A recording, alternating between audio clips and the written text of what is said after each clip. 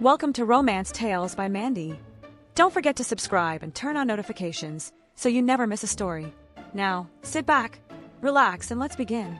The boardroom smelled like polished wood and fresh coffee, sharp, clean, professional. Just the way I liked it. My assistant, Ava, hovered beside me, her tablet in hand, a knowing glint in her eyes. "This is it. She murmured, sliding a thick contract toward me. The biggest deal of your career." I barely nodded, my pulse steady, my expression unreadable. Of course it was. This acquisition would catapult my company, Reynolds Capital, into a league of its own. A multi-billion-dollar deal that would seal my legacy. I reached for the contract, flipping through the pages with practiced ease, my mind already a step ahead, negotiation points, final clauses, potential pitfalls. Then, I saw it. Nathan Caldwell, chief investor. The ink on the page blurred. The breath in my lungs locked tight. No. It couldn't be. I blinked, my fingers tightening around the edge of the document. A name. Just a name. But it wasn't just any name. Nathan. Memories slammed into me like a tidal wave, whispers against my skin, deep green eyes locking onto mine in the dark, promises murmured between stolen kisses. And then, nothing. Silence. Disappearance. "Charlotte, Ava's voice pulled me back, her brows knitting together. something wrong?" I inhaled sharply, forcing my mask back into place. No one would see me unravel. Not at all, I said, my voice as smooth as glass. Let's proceed. But inside, my mind was already spinning. Nathan Caldwell. The man who had once owned my heart. The man who had walked away. And now, the man who held the final key to my future. The sound of my dress shoes echoed against the marble floors as I walked down the hallway, hands in my pockets, my mind already set on the deal ahead. This was routine, another meeting, another acquisition, another company looking to partner with Caldwell Investments. I'd done this 100 times before. But the second I stepped into the boardroom, the world around me shifted. Because sitting at the head of the long, glass conference table, poised, powerful, untouchable, was Charlotte Reynolds. I froze. For a split second, I wasn't in a boardroom anymore. I was in another time, another place. Sunlight catching in her blonde hair. Her laugh curling around my name. The way she'd once looked at me like I was the only man who had ever mattered. And then I remembered I wasn't supposed to see her again. Her gaze met mine, and fuck, it was like a punch to the gut. Those ice blue eyes, sharp as ever, barely flickered with recognition before she turned a page in the contract like I was just another name in a stack of paperwork. Professional. Detached. Unbothered. Right. Game on. I exhaled slowly, rolling my shoulders back, regaining control. If Charlotte wanted to act like I was nothing more than a business deal, fine. I'd play along. A smirk tugged at the corner of my mouth as I strode to my seat across from her, sliding into the chair with deliberate ease. "Well," I said, voice smooth as silk. "This is unexpected." Charlotte barely looked up. Is it? A challenge. My fingers tapped against the table as I studied her, noting every subtle detail, the slight tension in her jaw, the way her grip on the pen tightened just a fraction. She wasn't unaffected. I leaned back, my smirk deepening. "Didn't take you for the finance world, Reynolds. Last I checked, you had other interests." Her lips barely curved. And last I checked, you weren't in the habit of keeping up with me. Ouch. Ava, her assistant, cleared her throat. "Shall we begin?" Charlotte nodded, all business again, turning her attention to the documents between us. But as the meeting started, one thing became painfully clear. This wasn't just another deal. This was her. And whether she wanted to acknowledge it or not, neither of us had ever truly let go. Nathan's voice was like sandpaper against silk. Smooth, but rough enough to scrape old wounds.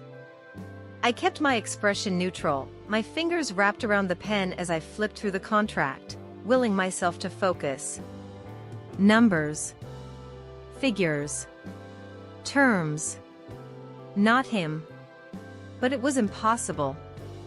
He was sitting right across from me, his presence as suffocating as it had always been. Towering, confident, the kind of man who could command a room without saying a single word. Damn him. I refused to look up. I refused to acknowledge the way my pulse had kicked up the second he walked through that door. Instead, I forced my voice to be cool, detached. We'll need to renegotiate Clause 14, I said, my gaze locked on the contract, not him. The equity split is unbalanced. Nathan let out a low chuckle. You always did have a thing for balance, didn't you? I gritted my teeth. Not rising to it. Not giving him the satisfaction. Ava, my assistant, cleared her throat and glanced between us. Would you like me to make a note of that for revisions? I nodded, pushing the pen across the paper with more force than necessary. Yes. Let's move on. But even as I spoke, my mind betrayed me, dragging me back to the last time I had seen Nathan Caldwell. 3 years ago. A Parisian hotel room. Rain streaking against the windows, the city glowing outside. My body wrapped in sheets, my skin still burning from the way he had worshipped me just hours before. And then, his voice. Low. Final. I have to go. What? I had sat up, my heart slamming against my ribs. Go where? Nathan hadn't looked at me. Not really. Just ran a hand through his messy black hair, pulling on his shirt like he was already 1,000 miles away. It's complicated. Complicated. I had waited for an explanation, for something, anything, but all I got was silence. And then, the sound of the door closing behind him. The memory hit me like a slap. I blinked, hard, dragging myself back to the present, where Nathan sat across from me, watching. Waiting. He knew. He fucking knew. I think that covers everything for today, I said abruptly, snapping the folder shut. Ava will follow up with the revised terms. I stood before he could say anything, before he could dig under my skin the way he always had. But as I turned to leave, his voice stopped me cold. Charlotte. Just my name. Nothing more. But it was enough to make my breath hitch. Enough to remind me that no matter how much time had passed, Nathan Caldwell still had the power to wreck me.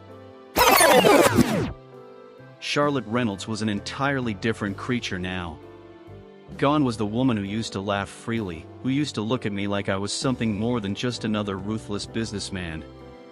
In her place sat a CEO, cold, polished, untouchable. And damn if that didn't make me want to touch her even more. I watched as she stood at the head of the conference table, rattling off financial projections like they were poetry, commanding the room with an effortless authority that made even the senior partners sit up and listen. She didn't just belong in this world. She ruled it. But I knew better than anyone power came at a cost. She wouldn't even look at me now. Not really. Not the way she used to. Back then, Charlotte had been fire and silk, sharp edges and soft whispers. She had loved fiercely, recklessly. Charlotte. Her name came out rougher than I intended, but I didn't care. She had already turned to leave, already put up that polished wall between us, and I wasn't having it. Not yet. She stilled. Just for a fraction of a second. But it was enough. Enough to know that, despite the mask she wore, I still got to her. She turned back to me slowly, her expression a perfect mask of indifference. Yes? I took my time stepping closer, measuring the space between us, watching the way she held her ground. A silent battle neither of us acknowledged but both felt. You've changed. She arched a brow. That's what happens when people grow up. I huffed a quiet laugh. Is that what this is? Growing up? Her eyes flickered, just for a heartbeat. Then she tilted her chin higher. This meeting is over. I already said. Ava would send the revised terms. I caught it immediately. The way she'd repeated herself. Charlotte Reynolds never repeated herself unless something had rattled her. And I had rattled her. I took another step forward, keeping my voice low. Didn't used to be like this. Like what? She asked, feigning boredom. Untouchable. Her jaw tightened. You don't know anything about me anymore. Nathan. Maybe. I studied her, taking in the way her shoulders were stiff, the way she was too composed. Or maybe I know exactly why you're standing like that. Why you're gripping that folder so tight. Why you won't let yourself react. Her lips parted slightly, but no words came. And for the briefest moment, just a flicker, something in her eyes cracked. Something raw. Familiar. Then, just as quickly, it was gone. I have work to do. She said finally, her voice sharp, final. And before I could say another word, she turned and walked out. I let her go. For now. The door to the conference room clicked shut behind me, but I barely heard it. My heels struck the marble floors in quick, sharp steps as I walked toward my office, my pulse a relentless drum in my ears. Damn him. I shouldn't care. I shouldn't still feel anything. But the second Nathan had said my name, low, rough, the way he used to whisper it in the dark, it was like the past had shattered through the walls I spent years building. And now, the memories wouldn't stop. His hands, firm yet reverent, tracing the curve of my spine. His mouth, murmuring my name against my skin, lips trailing fire in their wake. The way his breath would hitch right before he lost control. I exhaled sharply, shoving the thoughts away as I reached my office. The past was just that. The past. I stepped inside, closed the door behind me, and leaned against it, pressing my palms flat against the cool wood.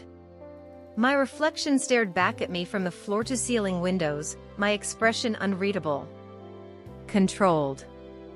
Exactly how I wanted to be. But no amount of control could stop the flashes that came next. Paris was supposed to be the beginning. We had spent 2 weeks wrapped in a dream, long mornings tangled in bed, stolen afternoons exploring the city, nights lost in whispered confessions and breathless moans. I had never felt more alive, more certain of anything in my life. I was in love with him. Hopelessly, recklessly in love. And he loved me too. I knew he did. The way he would pull me into his arms without a word, holding me like I was something precious. The way his lips would brush against my forehead in the quiet moments, when he thought I wasn't paying attention. The way he whispered "I don't deserve you" against my skin, like a secret he was afraid to say out loud. But there had been cracks in the dream, hadn't there? Small at first. Barely noticeable. A phone call he wouldn't answer. A tension in his shoulders when he thought I wasn't looking. The way his eyes darkened when I talked about the future. Our future. You ever think about moving here? I had asked one night, curled against his chest, tracing lazy patterns on his skin. Or maybe London. We could go anywhere, really. He had gone still beneath me, his fingers ghosting over my back. Anywhere, huh? Anywhere, I had whispered, pressing a kiss to his jaw. As long as we're together.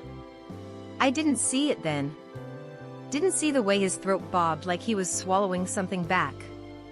Didn't hear the way his breathing changed. But I saw it now. Nathan had never been planning a future with me.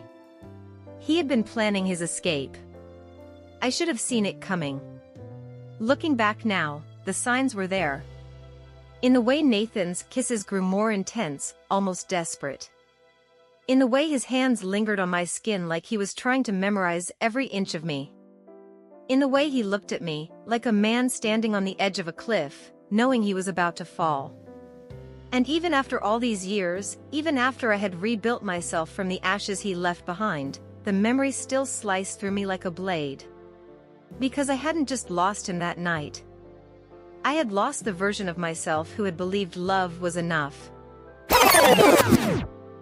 She thought she had one. Charlotte sat across from me at the long, gleaming conference table, her posture perfect, her expression cool and detached. She had shut me out completely, deflected every carefully placed comment, dodged every unspoken challenge. But I knew her. And I knew she was lying to herself. Because the way she refused to meet my eyes for more than a few seconds, that wasn't indifference. The way she pressed her lips together every time I said her name, that wasn't composure. The way her breath hitched just barely when I leaned forward, that was memory. Still, she played her role perfectly. A CEO in her prime.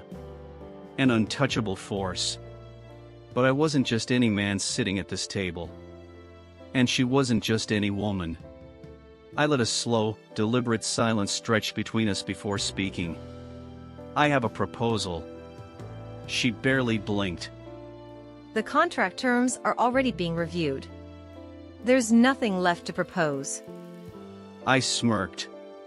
Not about the contract. That got her attention. A flicker of something in those sharp blue eyes before she masked it.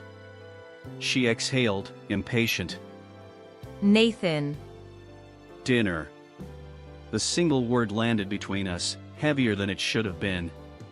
She stilled. Just for a moment.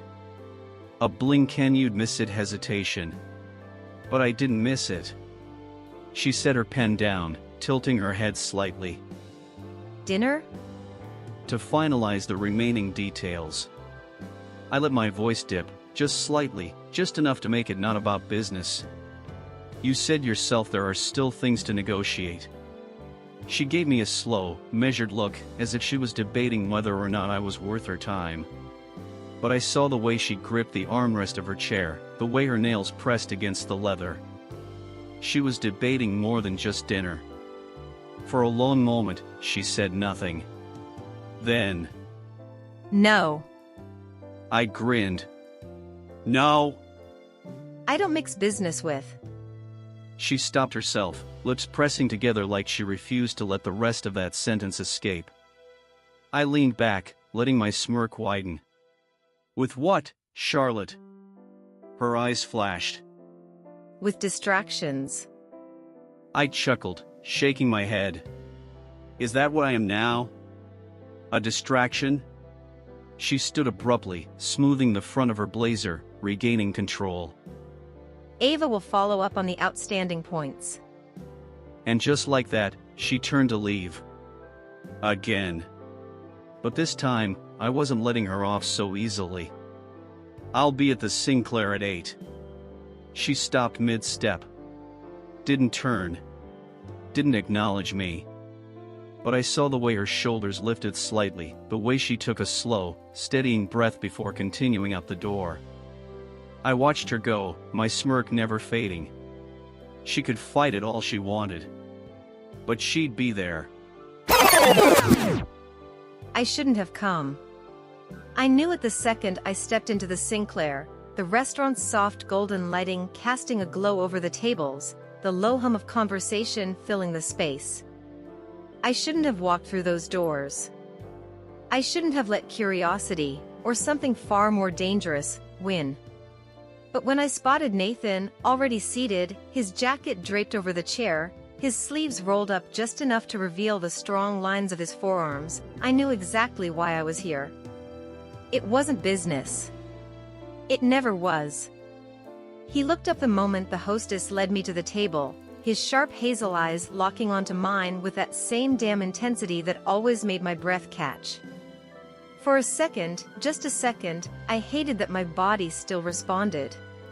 Nathan stood as I approached, his gaze flickering over me, taking in the fitted black dress, the way my hair framed my face, the heels that clicked softly against the marble floors.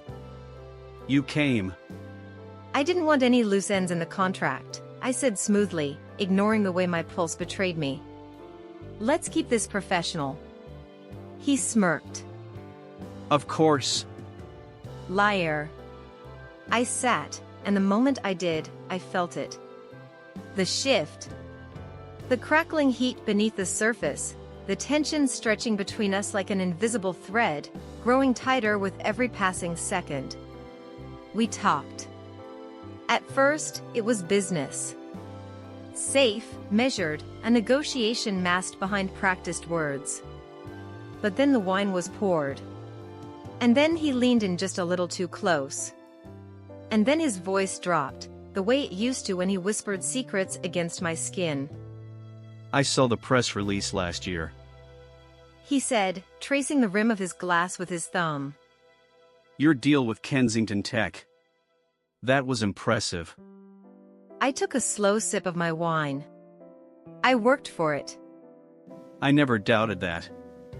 You built everything you said you would. His eyes lingered on mine. There was something about the way he said it. Not just admiration. Not just acknowledgement. Regret. I hated that it twisted something in my chest. I meant what I said before, Nathan. You don't know me anymore. His lips curved at the edges, but there was no humor in his expression. And yet, I know you won't touch your wine glass until you've swirled it twice. I know that when you're frustrated, you press your nails against your palm like you're doing right now. I froze. His voice dropped lower. And I know that even though you came here pretending this is just a business dinner. He leaned in slightly, his hazel eyes burning into mine. You haven't stopped thinking about me any more than I've stopped thinking about you. Something inside me snapped. I should have shut him down. Ended this conversation. But instead, why did you leave? The words slipped out before I could stop them.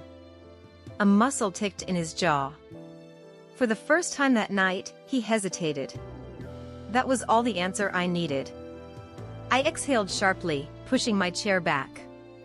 This was a mistake. Charlotte. I stood, grabbing my clutch, forcing my pulse to steady. Good night, Nathan. And this time, I walked away first. I couldn't let her walk away. Not again. Charlotte was halfway through the restaurant when I reached her, my hand catching her wrist just before she could push through the doors. She froze. Let me go. Nathan. Her voice was low, steady. But I could hear the sharp edge beneath it, the same edge she used when she was trying to hold herself together. I didn't loosen my grip. Not until you hear me out. She turned slowly, her blue eyes burning with something between anger and something deeper. Something she didn't want to name. You don't get to do this. She said, her voice controlled, but her chest rising and falling just a little too fast. You don't get to look at me like that.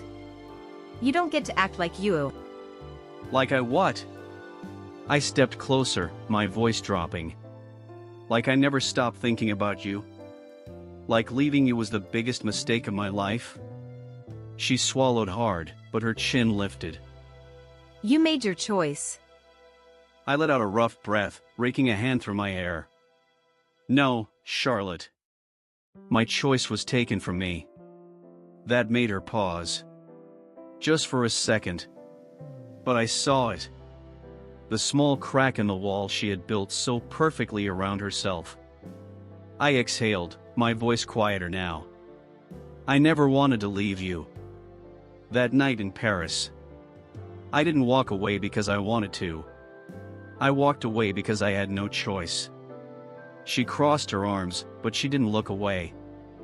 What does that even mean? I hesitated. Not because I didn't want to tell her, but because once I did, there would be no going back. I took a breath. My father. Her brows furrowed. What? The night before I left, he called me. I clenched my jaw at the memory, the cold voice on the other end of the line, the weight of something bigger than me crashing down like a tidal wave. He gave me a choice. Come back and take over Caldwell Industries, or watch as he tore it apart, piece by piece. Charlotte blinked, confusion flickering over her features. Nathan, your father never wanted you to take over the company. You told me that yourself. I let out a bitter laugh. Yeah. And then he realized I was his only option. I shook my head. He was drowning the company in debt, making reckless decisions. The board was turning on him. He needed someone to fix his mess. And when he found out I had other plans that didn't include him, he made it very clear what would happen if I didn't do exactly what he wanted. Her arms slowly lowered, her expression shifting from anger to something else. Something wary. Why didn't you tell me? I exhaled sharply. Because I knew you, Charlotte.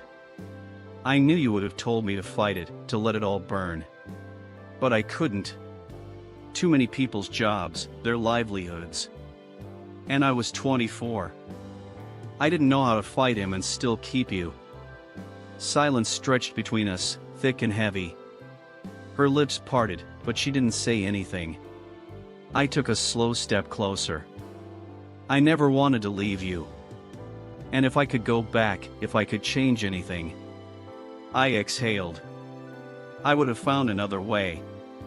But I swear to you, Charlotte, you were never a mistake. She held my gaze, her breathing uneven. And then... I don't know what you expect me to do with that. Nathan. Her voice wasn't cold. It wasn't angry. It was tired. Like she had spent too many nights trying to erase the ghost of me, and now I was standing here, bringing it all back to life. Before I could respond, she turned, stepping through the doors and out into the night. And this time, I was the one left standing there, watching her disappear. I didn't go straight home. Instead, I found myself walking aimlessly through the quiet streets of Manhattan, the city lights casting long shadows, the hum of life around me fading into background noise. Nathan's words still echoed in my mind. My choice was taken from me. I never wanted to leave you. I let out a sharp breath, hugging my arms around myself as if that would keep the past from creeping in. But it was too late. Paris. Late nights in a tiny apartment that smelled like coffee and paint. Soft laughter tangled with whispered promises. The way he looked at me like I was the only future he ever wanted. And then... gone. No calls. No explanations. Just silence. I had spent years forcing myself to move on. Building something so strong, so impenetrable, that nothing, not even the ghost of Nathan Caldwell, could shake me. But tonight, he had cracked the foundation. I stopped walking, pressing my fingers to my temples. This is ridiculous. It doesn't change anything. The past was the past. And yet, I had spent years believing that he left because he didn't love me enough. That he chose his future over ours. That I had been replaceable. But if what he said was true, if he had been forced to leave, then everything I thought I knew was a lie. I swallowed hard, my heels clicking against the pavement as I turned the corner. My office building loomed ahead, its glass windows reflecting the city's golden glow. I hadn't planned to come here, but maybe it made sense. Work had always been my sanctuary. The one thing I could control. I stepped into the empty lobby, my heels muffled against the sleek marble floor as I rode the elevator up to my office. Inside, the contract with Caldwell Industries sat waiting on my desk. I picked it up, running my fingers along the crisp edges. This deal was everything I had worked for. A merger that would solidify my company's future. It was supposed to be straightforward. It was supposed to be simple. But nothing about Nathan had ever been simple. I sank into my chair, staring at the contract but seeing only his face. You haven't stopped thinking about me any more than I've stopped thinking about you. I closed my eyes, exhaling slowly. Tomorrow, I would sign this contract. Tomorrow, I would walk into that boardroom and prove, to him, to myself, that the past had no hold on me. But tonight, I wasn't so sure. The city never really slept, but at this hour, long past midnight, it was quieter. I should have gone home.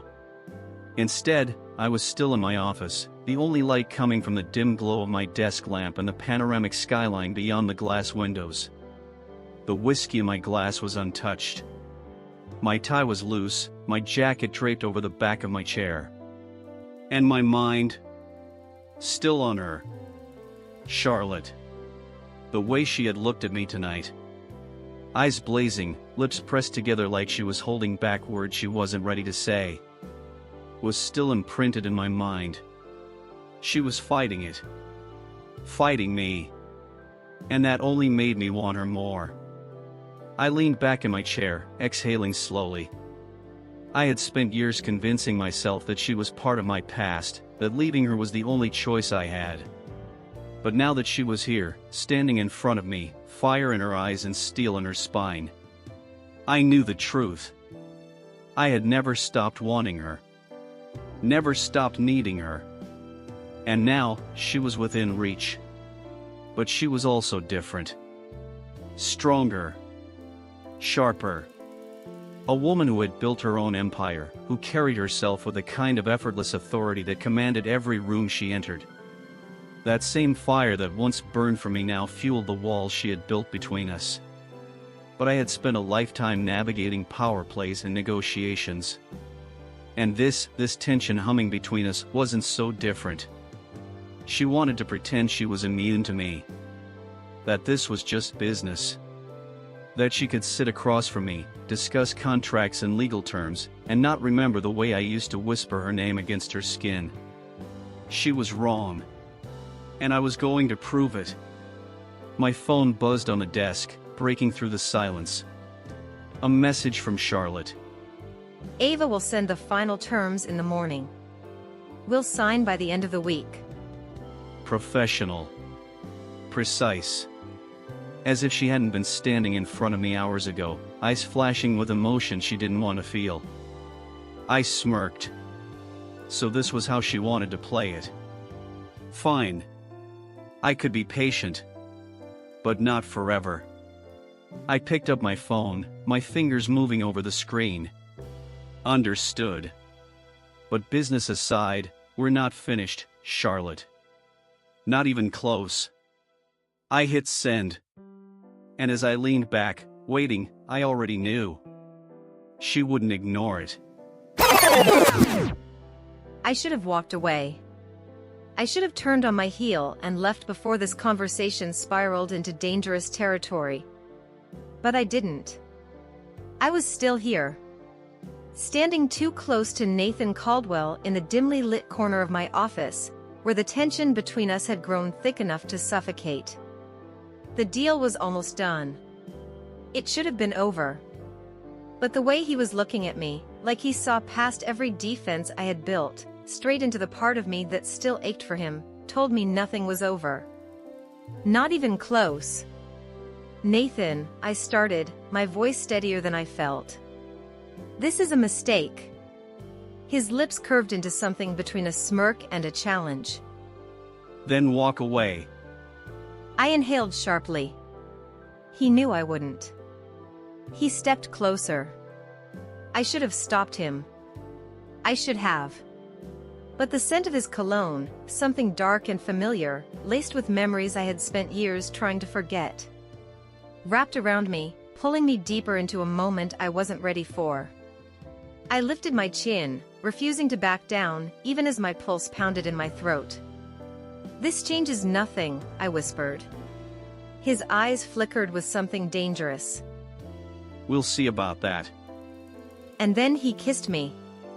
It wasn't careful. It wasn't hesitant. It was fire and hunger and something so raw that I felt the ground shift beneath me. His hand slid into my hair, tilting my head back as his lips claimed mine with a desperation that matched my own. A hunger that had been buried beneath years of silence and distance. I should have resisted. I didn't.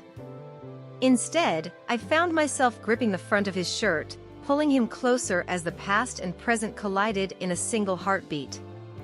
And for the first time in years, nothing else existed. Not the deal. Not the pain. Not the walls I had built so carefully. Just this. Just him. I never thought kissing her again would feel like this. Like the years between us had never existed. Like the silence, the pain, the distance, none of it mattered. But it did. And that was the problem. Because the second her lips left mine, the second she took a breath and reality settled back between us, I saw it in her eyes. Doubt. She was already rebuilding the walls. And for the first time in my life, I realized I couldn't break them down for her. Not this time. I exhaled, running a hand through my hair as I stepped back, putting space between us before she did it first. "Charlotte." Don't. She cut in, her voice barely above a whisper. We can't do this. I should have argued. I should have told her we already had, that pretending it hadn't happened wouldn't erase it. But instead, I just watched her. Watched the way she wrapped her arms around herself, like she could hold together whatever was unraveling inside her. And I knew. I knew that if I wanted her, truly wanted her, I had to stop trying to control how this ended. I had to give her something I never had before. A choice. So I forced myself to nod, to take a step back even when every muscle in my body ached to close the distance between us again. "This is your call," I said, my voice lower than I intended. "I won't push you, Charlotte. Not this time." Her breath hitched, and for a second, I thought she might say something, might stop me. But she didn't. She just stood there, her hands clenched at her sides, her expression unreadable. I turned toward the door, gripping the handle, but before I opened it, I glanced back over my shoulder. "When you figure out what you want, you know where to find me." And then I walked away. I should have felt relieved when he walked away. Instead, all I felt was unsteady. I sat down at my desk, pressing my fingers against my temples, willing the storm inside me to quiet. But it didn't. It only grew stronger. Nathan had always been a force of nature, pulling me in, leaving destruction in his wake, and now he was giving me the choice. "When you figure out what you want, you know where to find me." Damn him. Because that was the problem. I didn't know what I wanted. My heart was still racing from the way he kissed me, my lips still tingling like they carried the memory of him. But my mind? My mind was stuck in the past. The nights I spent wondering why he left. The mornings I woke up hoping for answers that never came. The version of myself that I had to rebuild from the ground up when he shattered me. Could I really trust him again? Or was I setting myself up for the same pain all over again? I leaned back in my chair, staring at the city lights beyond my window, my chest tight with something I couldn't name. I had spent years learning how to be strong on my own. But suddenly, for the first time in a long time, I wasn't sure if I wanted to be. I wasn't a man who doubted himself. Not in business. Not in negotiations. Not in anything. But when it came to Charlotte, I stood in front of the floor-to-ceiling windows of my office, a glass of whiskey in my hand, staring at the city lights stretching endlessly below. Normally, this view gave me clarity, a reminder of everything I'd built, every empire I had conquered. Tonight, it was nothing but noise. My mind was stuck in one place. One moment. One woman. Charlotte. The way she looked at me when I told her the truth. The way her breath hitched. The way I saw her mind racing, torn between the past and the present. I had spent years mastering the art of control. Knowing when to push, when to step back. Knowing how to manipulate a room, a deal, a competitor. But this wasn't a game, and she was the first real risk I had no control over. Because if she said no, if she walked away, I wouldn't just lose a contract. I would lose her. Again. And this time, it wouldn't be because I left. It would be because she chose to. I wouldn't chase her. I wouldn't force her hand. She had to choose me. I exhaled, setting the glass down harder than I intended. My reflection in the window was unreadable, but deep inside, I felt something unfamiliar. Vulnerability. I had walked away from her once, believing I was protecting her. But if she walked away now, it would be because she no longer wanted me. And that was a risk I didn't know if I was ready to take. I couldn't keep running from this. For days, I had buried myself in work, in meetings, in anything that could keep my mind occupied. Anything that could drown out the echo of Nathan's words. When you figure out what you want, you know where to find me. But no amount of distraction could erase him. Not the way he looked at me when he told me the truth. Not the way his touch still lingered on my skin, no matter how much I tried to forget.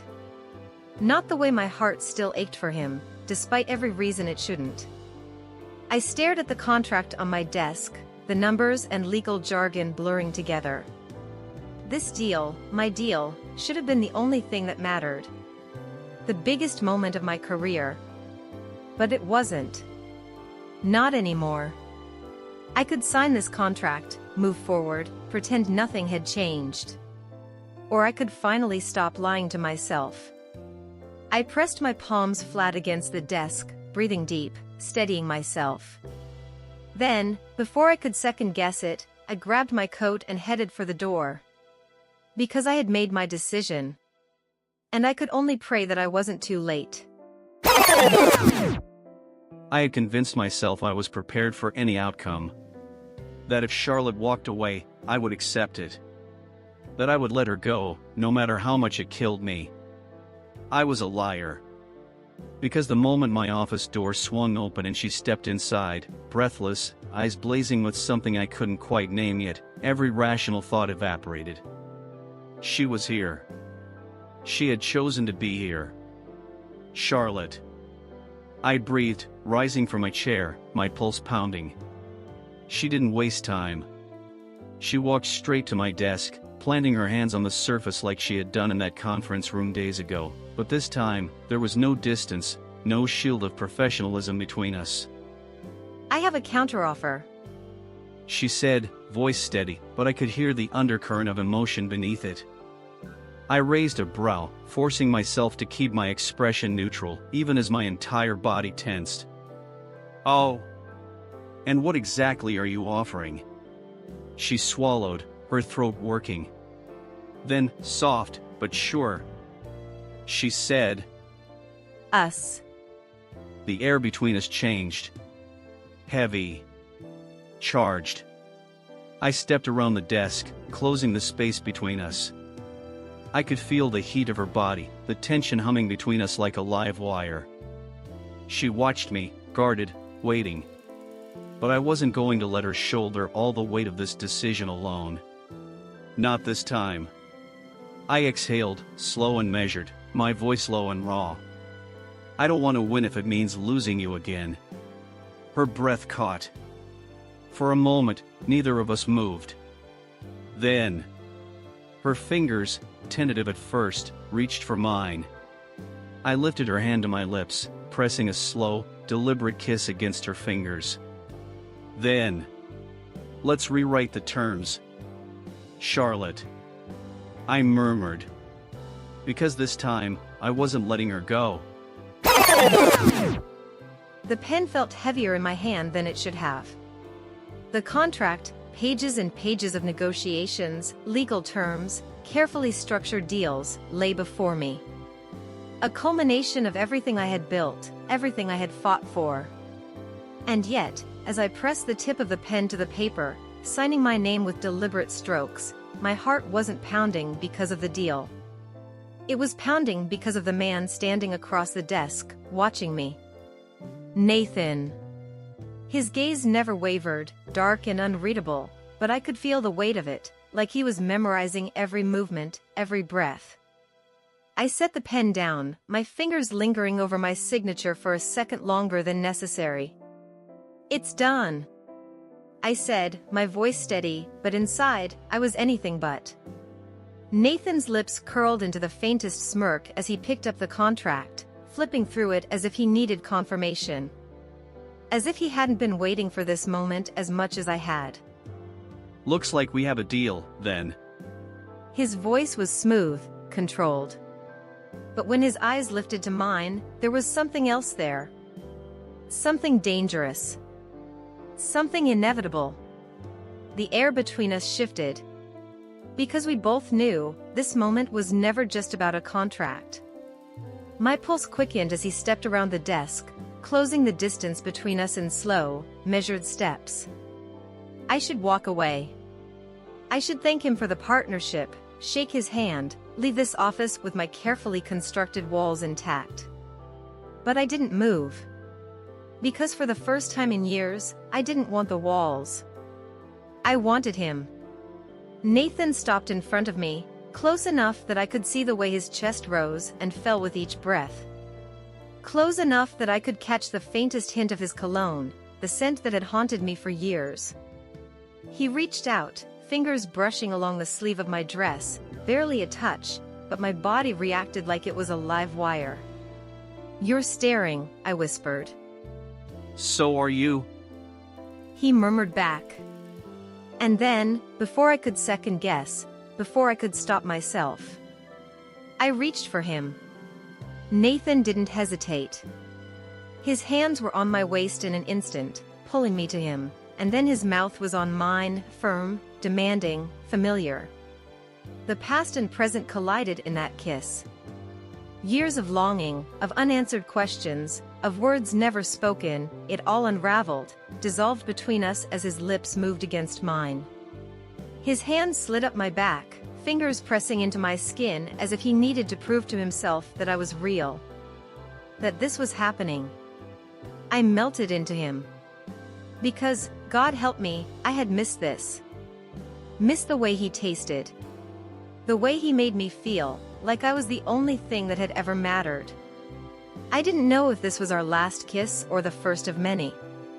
But as Nathan's hand tangled in my hair, his lips parting from mine only long enough to whisper my name like a prayer, I knew one thing for certain. I wasn't ready to let go. I had spent years believing that love and power couldn't exist in the same space. That wanting more. More success, more control, more influence meant there was no room for things like trust, like vulnerability, like Charlotte. But standing here, with her still in my arms, her lips swollen from my kiss, I realized how wrong I had been. She wasn't a distraction. She was the missing piece. She looked up at me, her breath still uneven, eyes searching mine as if trying to find the answer before I could say it. "Are we doing this?" she asked, her voice barely above a whisper. There was hesitation there. Fear, maybe. And I understood it. Because we had been here before, in a different city, in a different time, believing that love was enough to fight against the tides pulling us in opposite directions. Back then, we had lost. Back then, I had let us lose. I cupped her face, my thumb brushing lightly over her cheekbone. "We're doing this." No hesitation. No doubt. Her lips parted slightly, as if she wasn't expecting that answer. As if part of her had already prepared for me to push her away again. "Not this time, Charlotte," I said, my voice firm, steady. Success means nothing if you're not standing beside me. She blinked, and for a moment, I wasn't sure if she would say something, if she would pull away, if she would tell me that this was still a mistake. But then, she smiled. Not a small, hesitant smile. A real one. One I hadn't seen in years. And just like that, everything changed. Business and passion. Love and ambition. We didn't have to choose. We could have both. And as Charlotte pulled me in for another kiss, I knew. This time, we wouldn't lose. A year ago, I never would have imagined this. If someone had told me that the same man who shattered my heart in Paris would be the one standing at the end of the aisle, waiting for me with eyes full of love and promise, I would have laughed. Maybe even scoffed. But life has a way of surprising you. And Nathan Caldwell? He had a way of proving me wrong in the best possible ways. The soft lace of my wedding dress brushes against the marble floor as I take a slow breath. Ava is beside me, adjusting my veil, grinning like she's more excited about this than I am. Are you ready? She asks, her voice full of mischief. I meet her gaze in the mirror and smile. I've never been more ready for anything in my life. Because this isn't a risk. It isn't a reckless leap into the unknown. It's us. The doors open, and the moment my eyes find his, everything else fades. The music, the crowd, the soft whispers. There's only Nathan. Standing at the altar, looking devastatingly handsome in his black tux, his expression completely unguarded. For once, the powerful, confident CEO isn't wearing his mask of control. For once, he's just a man. My man. And when I finally reach him, his fingers tighten around mine, grounding me. His voice is rough, low, just for me. You're breathtaking. A shiver runs down my spine. You're not so bad yourself. The ceremony is beautiful. Simple, intimate. Just like us. But it's the vows that truly undo me. Nathan, the man who once walked away from love to chase power, now stands before me, declaring to the world that I am the only thing he'll ever chase again. And when he slips the ring onto my finger, sealing the promise we rebuilt from the ashes of the past, I know. This time, forever is real. Hours later, as the party fades and the world belongs only to us, he pulls me close, his lips brushing against my ear. Mrs. Caldwell. He murmurs, testing the name on his tongue. A thrill runs through me. Say it again. He smirks, his voice dropping. Mrs. Caldwell. My heart pounds, a slow, delicious ache. I cup his face, my wedding ring catching the soft glow of the candlelight. I love you, Nathan. His hands tighten on my waist. And I'll spend the rest of my life proving just how much I love you. Charlotte. Then he kisses me. Slow, deep, like we have all the time in the world. And for the first time in forever, we really do.